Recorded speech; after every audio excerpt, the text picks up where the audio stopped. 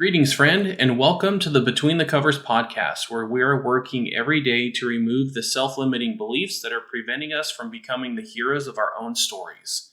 I am Marcus Spar, and today I wanted to talk about this concept that maybe you've heard. I know I've heard it many times before, yet recently it's something that just struck me a lot more than usual. The concept is that it's not too late to become what you might have been.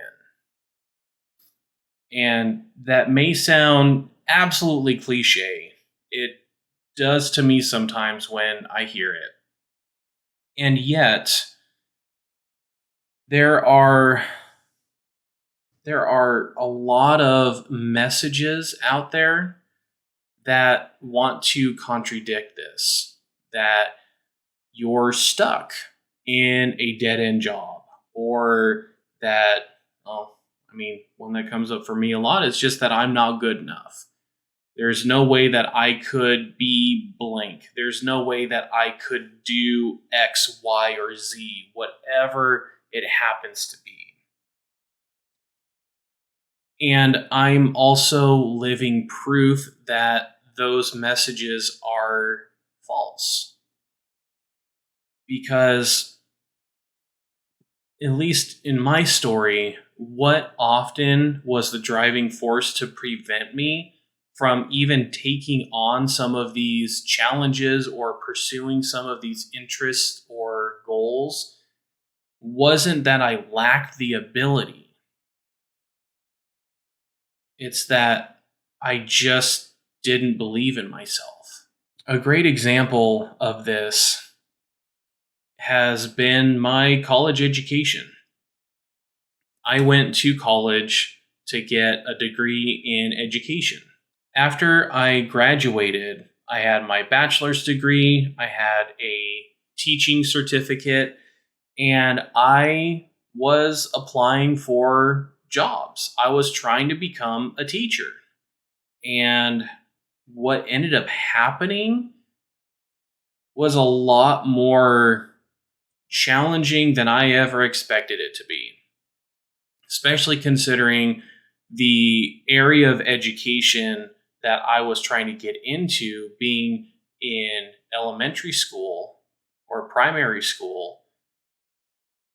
I was told that it was going to be easy for me because there's not a whole lot of men that work in the lower grades, because most of them also want to be coaches.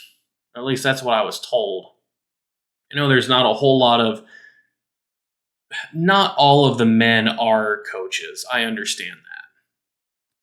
Yet I was given this false sense of hope that because I was a man in this field that didn't really have a lot of men, that would make me so much more desirable to hire, because young kids need to have good male role models and good male influences in their lives. And that's not what happened.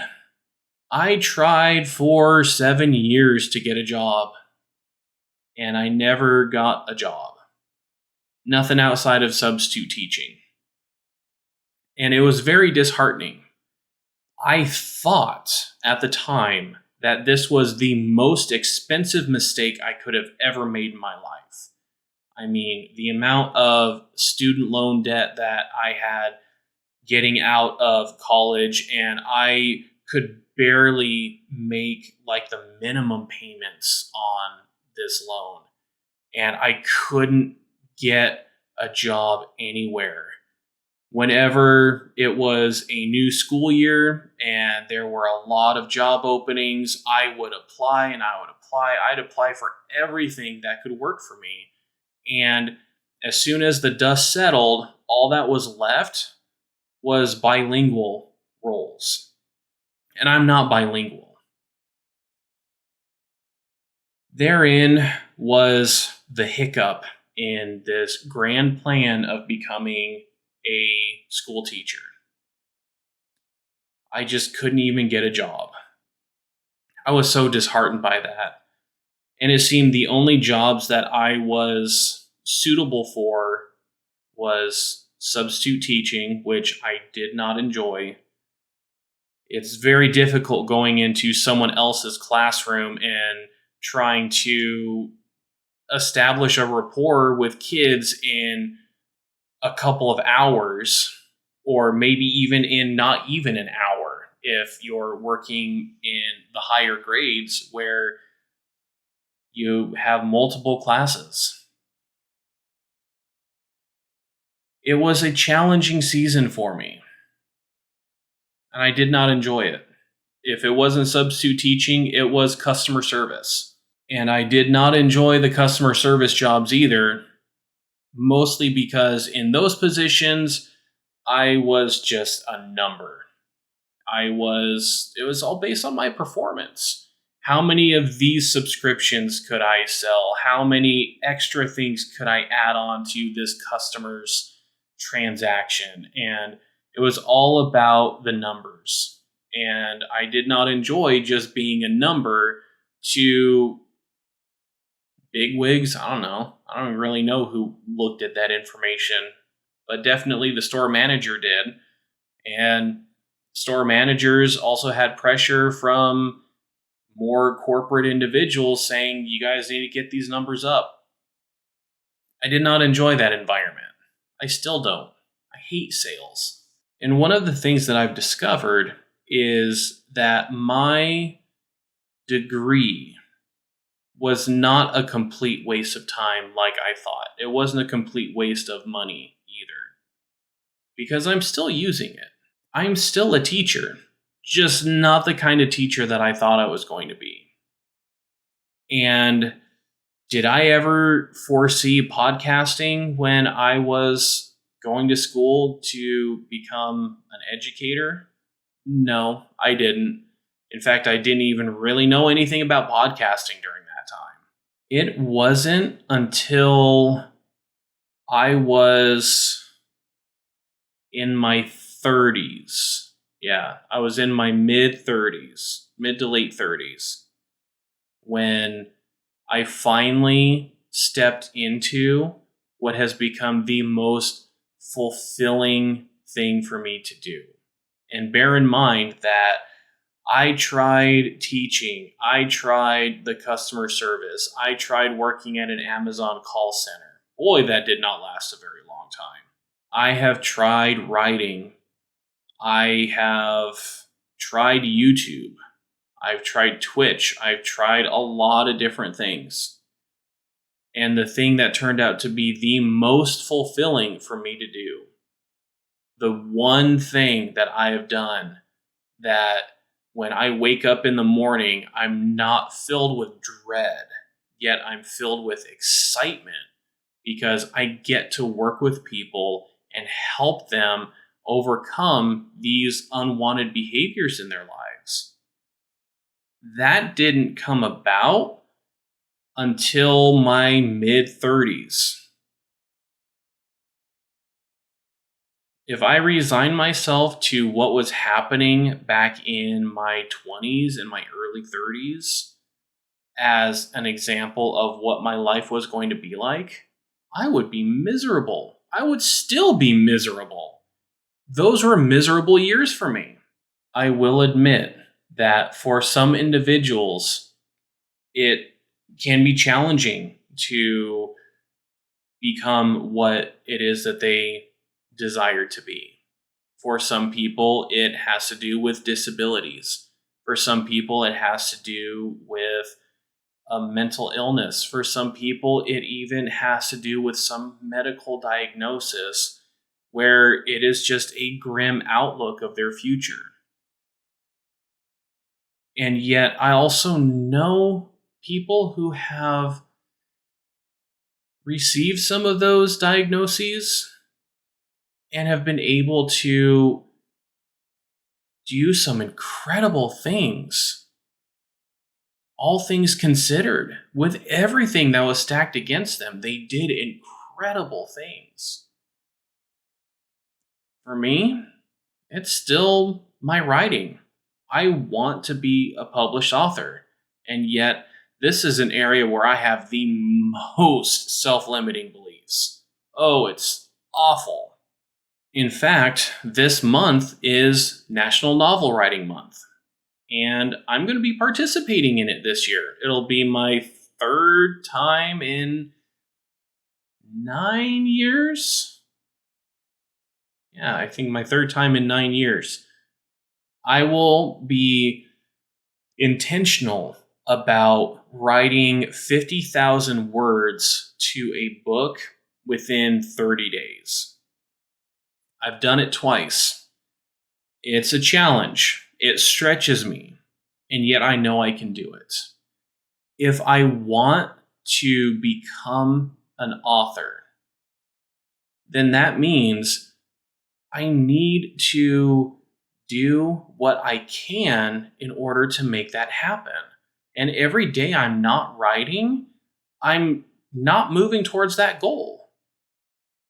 And eventually, at some point, it will become too late for me to achieve this dream. Maybe some of what's going on is you just think that you have all the time in the world. I've been there. I've heard of people who have published their hit novel when they're in their 40s or their 50s. And so here I am, I'm almost 40. It's like, oh, I still have time. And yet I don't know what's going to happen tomorrow. I don't even know if I'm going to have a next year.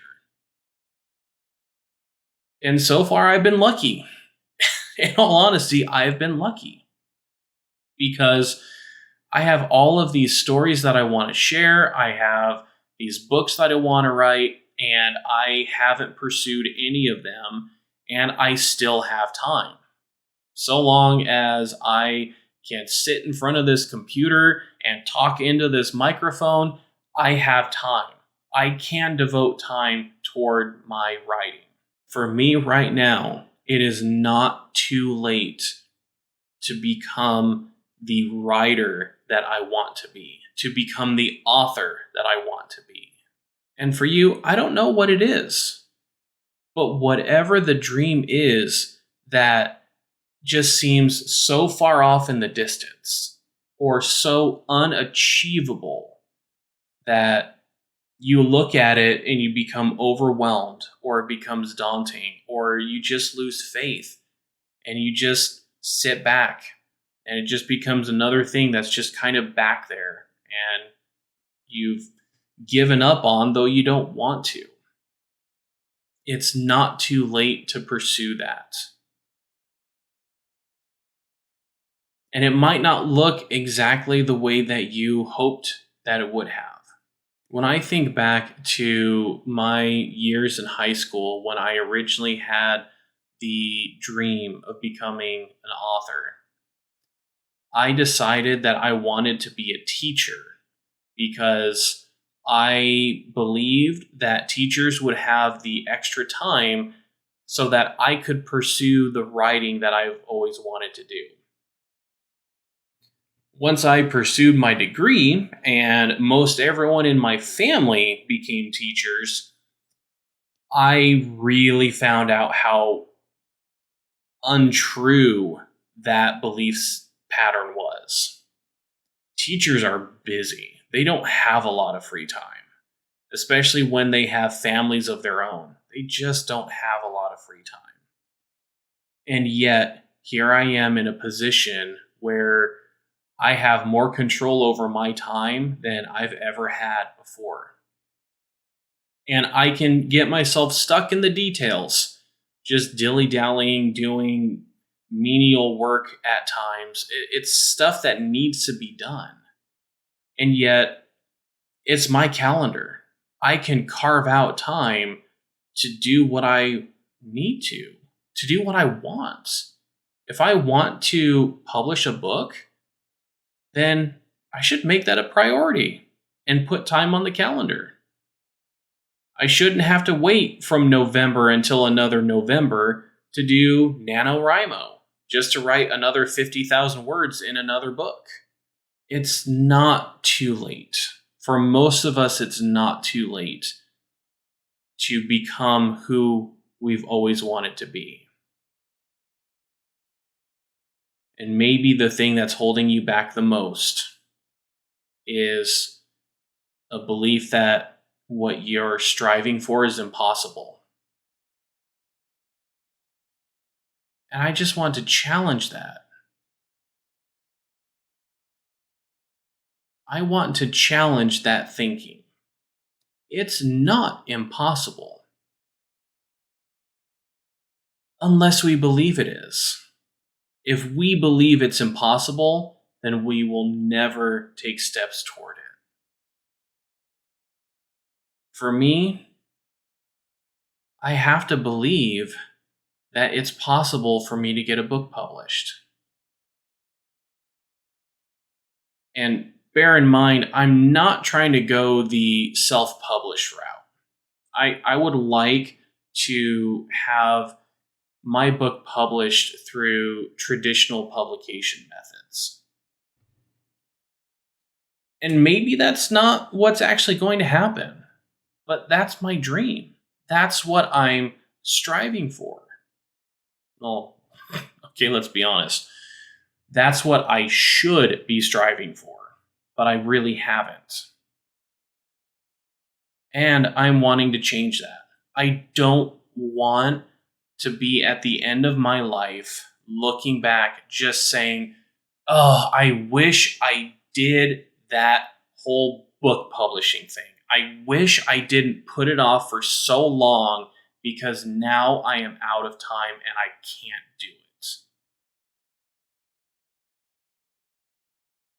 Whatever it is that when you come to the end of your story,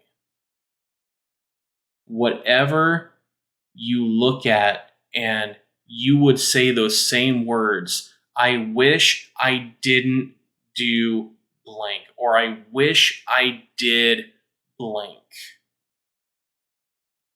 It's not too late to start that. Take the time, prioritize it, get it on your calendar. Make it a priority so that you pursue it.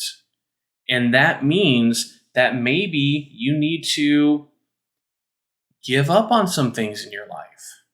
And guess what? That's okay. It's okay to put down the good things in order to have time to invest in the great things in your life. That's what I want to remind myself of. I want to remind myself of I have these great things that I want to do in my life, and what is getting in the way right now are a lot of good things. And what I mean by that is by doing these good things, that doesn't mean that it's not beneficial in some way. Yet, we will oftentimes forego the more challenging, great things in our lives in order to fill up our space with all the good things that we could be doing too. And you're only one person. One person only has so much time. So where are you going to invest your time? And I'm genuinely curious about that. Where are you going to invest your time so that you can start pursuing this better you? You can start pursuing this dream that you've always wanted to do. And this is one of the things that is probably the most scary when we're talking about pursuing our dreams, is we can pursue our dreams and sometimes they don't pan out. There are a lot of people who have had failed dreams. Maybe someone wanted to start their own business. Oh man, Libby and I have talked about this many times. I feel so sorry for the people who got the capital, or they finally took that step and it's like, in 2019, I'm going to start this business. and then the pandemic hit and everything closed down. That had to be very heart-wrenching for a lot of people, I'm sure. While all of that may be true,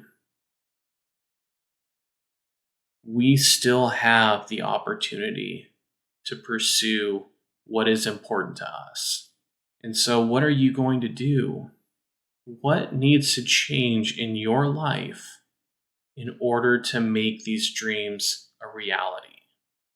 For me, I need to get writing time on my calendar. I need to block out time and make it intentional to sit down and write.